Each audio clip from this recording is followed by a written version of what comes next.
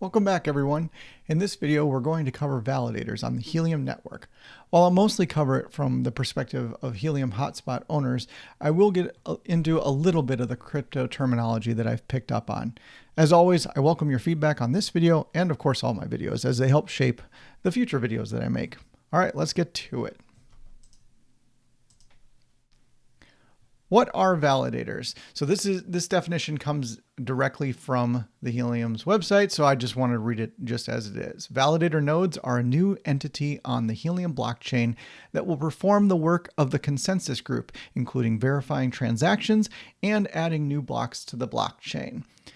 Now, I decided I needed a good analogy to relate to this, so I'm going to use the concept of a teller at a bank. So we're going to carry that forward a couple times, but realize that crypto changes a lot of things, but there is a lot of sense in this analogy here. So that's the definition of validators.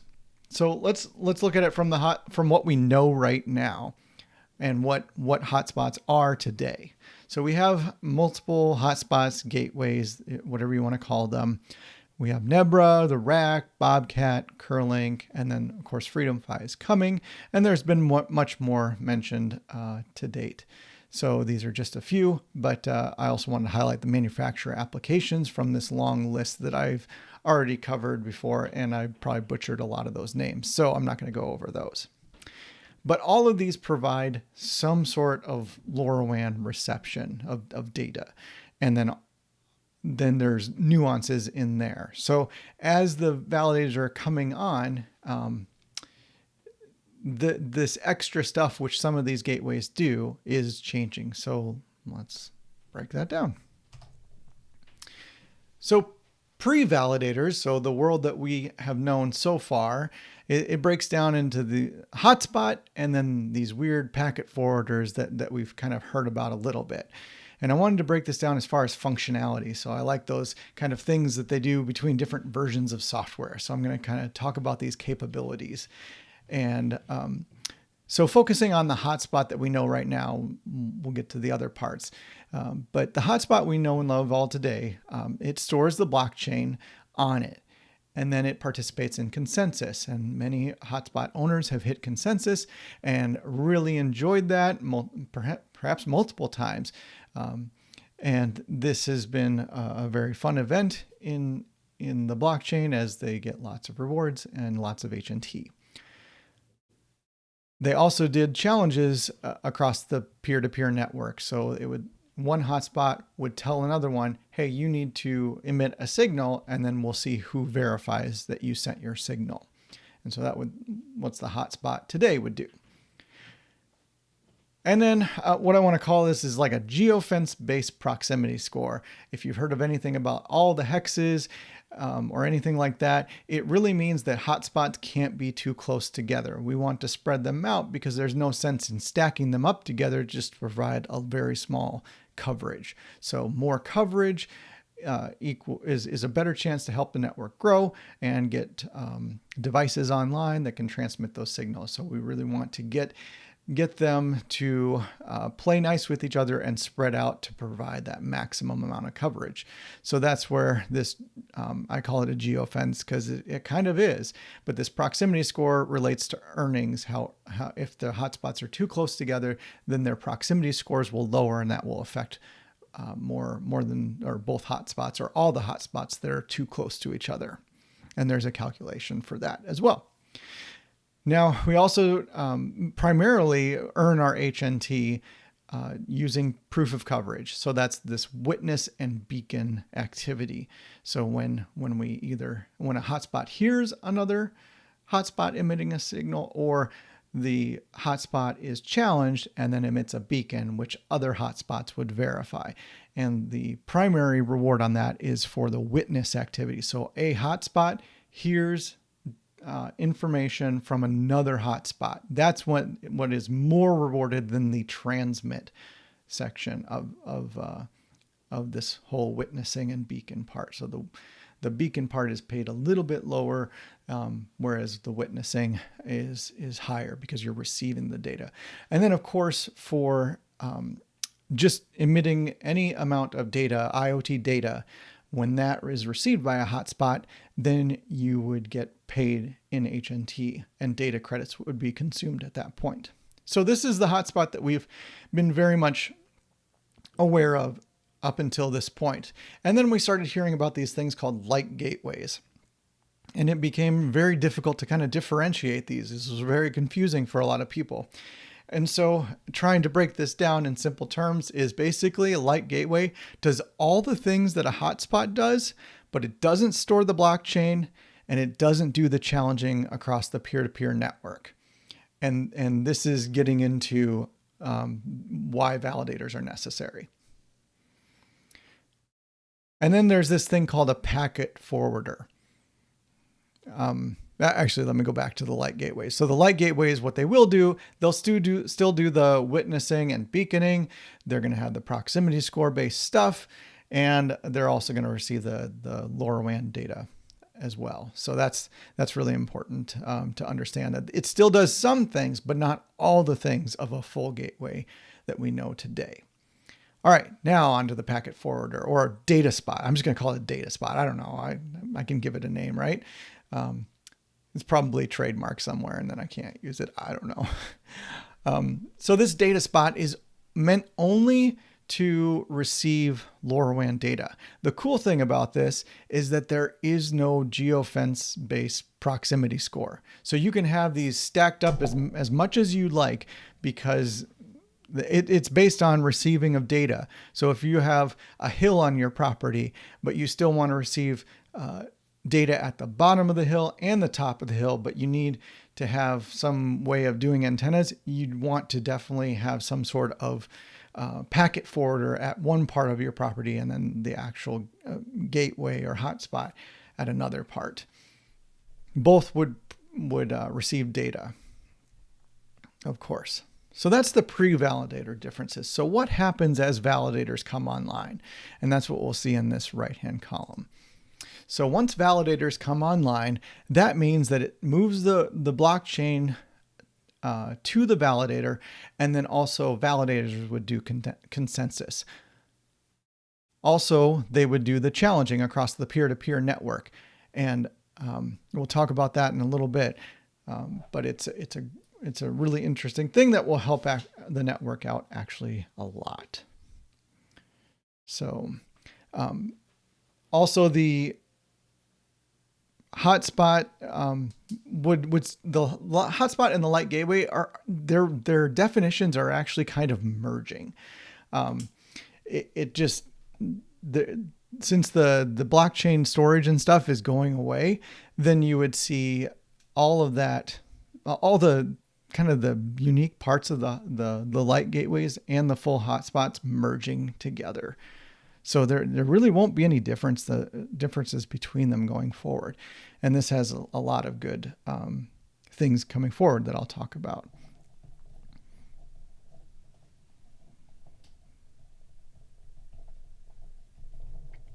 All right, so validators, since they're taking up these actions, we'll basically end up with gateways and then also the packet forwarders or data spots, as I'll call them.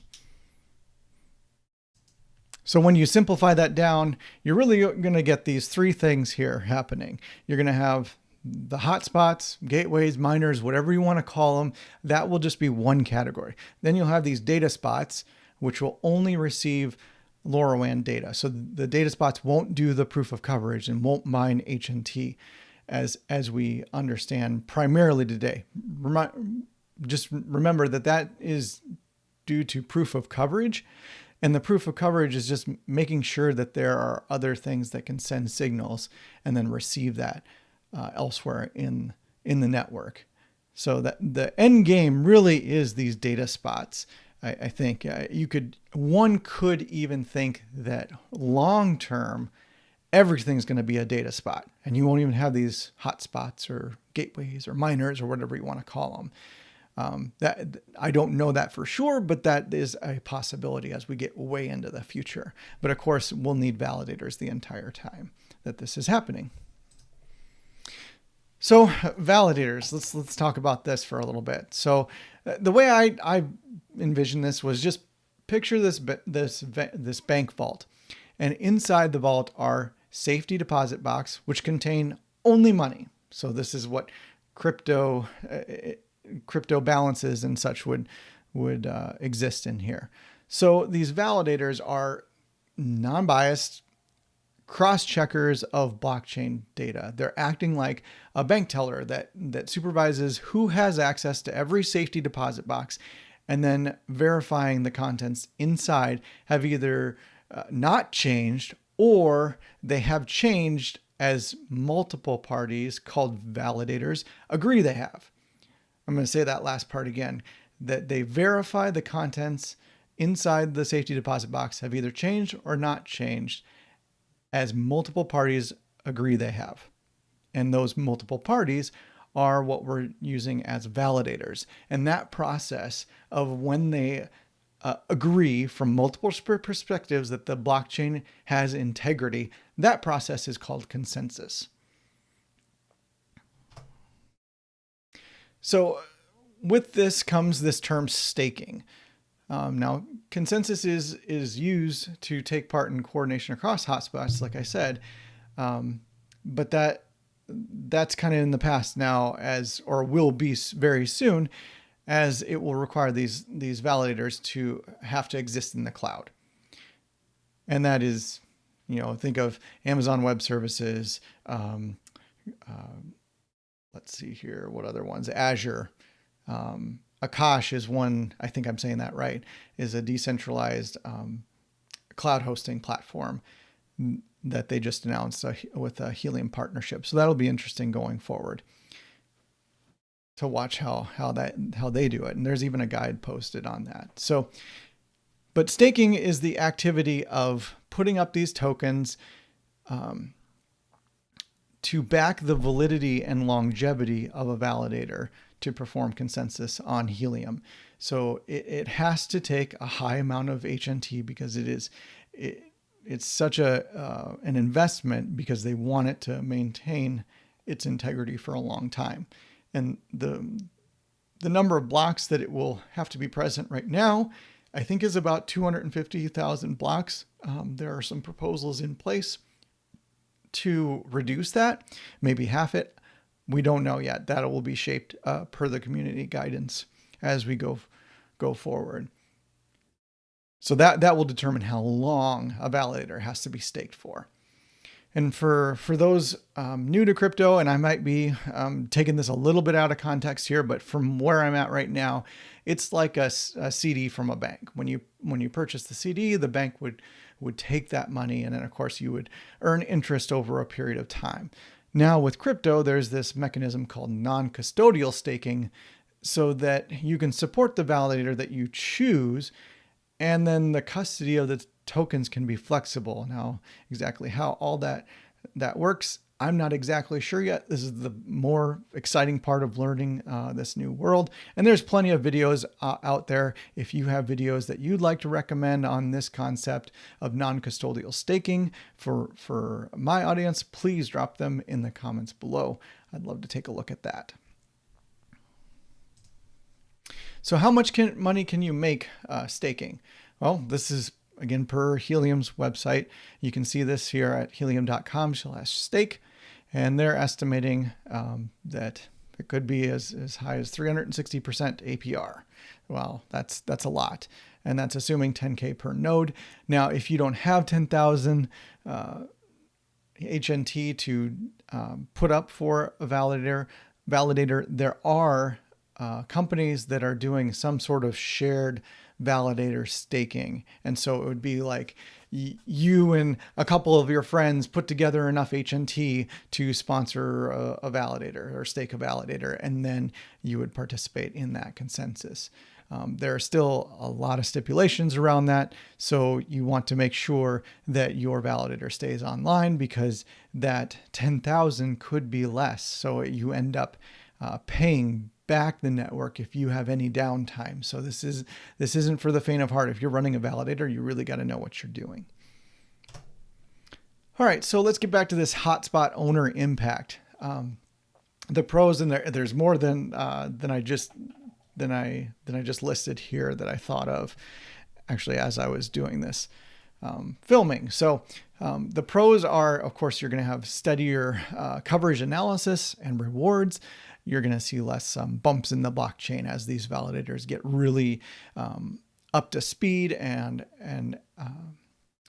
just very, very confident in how they're reward or acting, validating, all that kind of stuff. Also, for hotspots, that will mean less memory and CPU requirements, which really turns into the ability to have cheaper hotspots.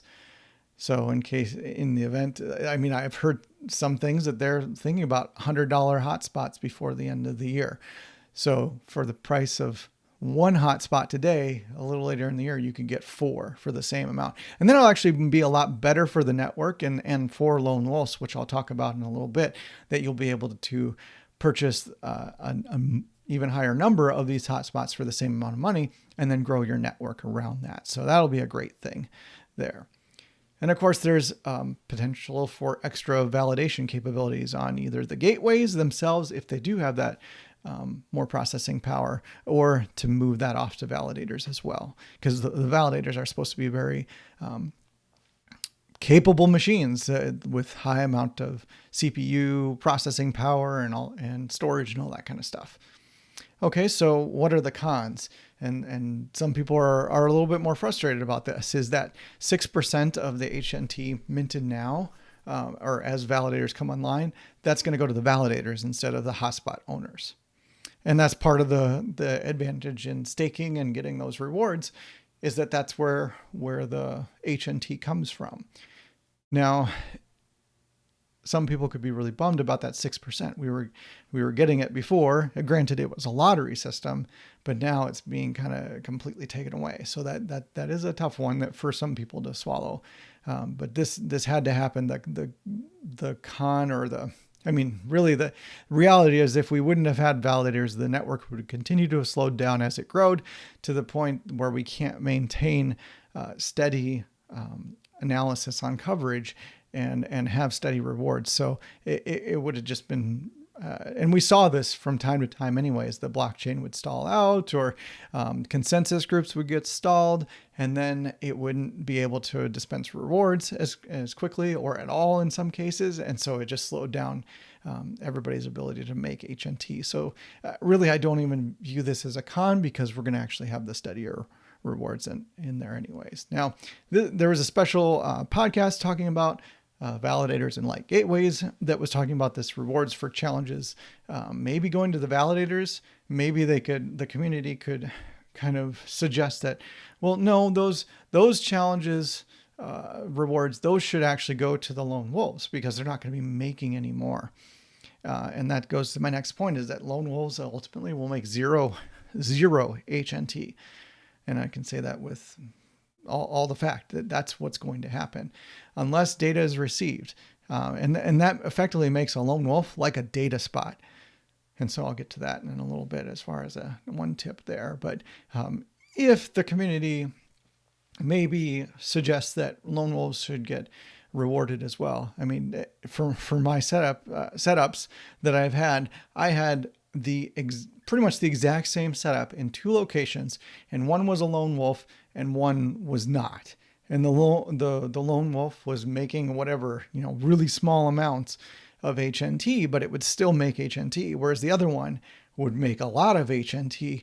And so that kind of stinks, because there was nothing to prove that it had coverage, but I was providing coverage, and that's just how it kind of rolls. So something to think about in there as you're considering if you're a lone wolf and what you're going to do. So some tips in this space are make changes to your setup that you can connect with other hotspots if they are around. Obviously, if they're really far away, you might be able to upgrade your antenna. If there are hotspots around, you can try getting your antenna higher. You can get your antenna outside if you can. And then, of course, maximize your uptime with power and data redundancy. One alternative that you might think of or consider is replacing your lone wolf with a data spot until you have nearby hotspots. So what does that mean? Well, move your hotspot elsewhere. And how you do that is either find a temporary host to maybe split earnings with, or just ask them if they can host a device temporarily. And then once the network grows around you more of where you'd like to put that hotspot, then you can move it back and get your maximized rewards. But until then, maybe you just have a data spot in that same location to try and make HNT. And of course, you can always try and grow the network. Talk to your friends, family, businesses around. There's a way for you to grow the network. I mean, that's what a lot of us have been surprised about. I got a message from somebody this week that said, "Oh, I ordered too many hotspots, and we're looking for people to host them for us because we just thought it was going to be a lot easier to get people to host these, and it's not." So that is something that is going to be tough as you have these conversations with people. And so there's going to be a community kind of rising around the salesmanship of this as well. So, but yeah, grow the network. That's going to be the most help. So that reaches the end of our portion on validators. Hope you've enjoyed this. Again, drop your comments and questions in the comments below. And always appreciate the like and subscribe. And till then, peace.